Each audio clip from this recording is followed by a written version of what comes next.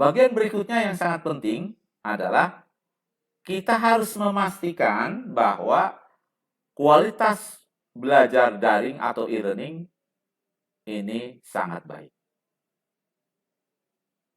Ya, yang pertama yang harus diperhatikan agar kualitas bagus, kurikulum harus dibuat dengan baik dan harus relevan dengan kebutuhan siswa atau peserta didik.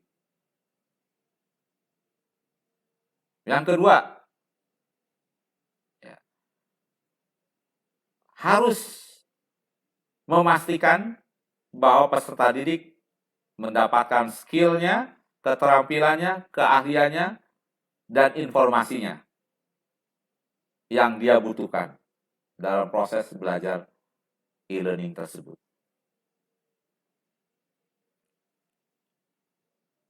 Nah, kualitas belajar yang sangat bagus juga diperkuat dengan adanya granularity. Apa yang kita maksud dengan granularity ini?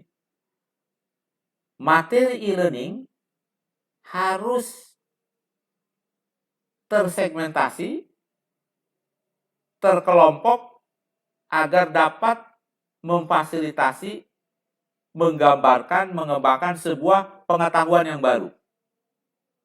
Dan juga dapat menyebabkan fleksibilitas waktu bagi si pembelajar untuk dapat belajar.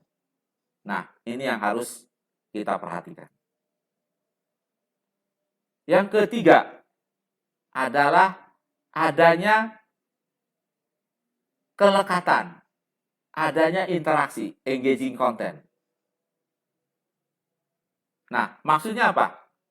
Teknik mengajar harus dibuat kreatif sehingga menyebabkan adanya interaksi dengan si peserta didik dan juga mendorong peserta didik memiliki pengalaman yang baik, memotivasi mereka untuk mendapatkan pengalaman belajar yang baik.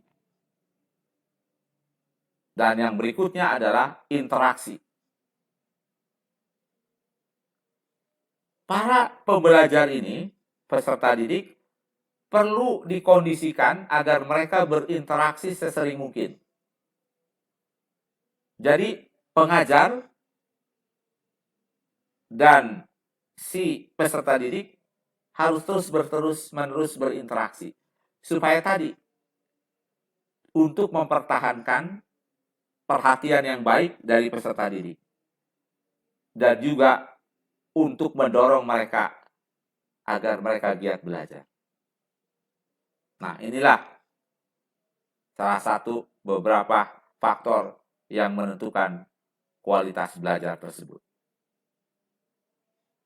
Nah, yang berikutnya adalah personalisasi.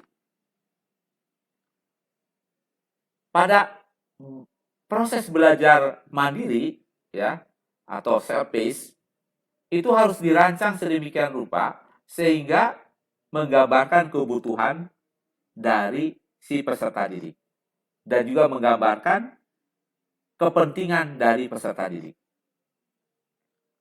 Nah, sebaliknya, pada metode mengajar yang terpimpin, si pelatih atau si tutor atau si fasilitator harus mampu mengikuti perkembangan dari peserta didik serta memahami bagaimana kinerja atau performance dari peserta didik ini.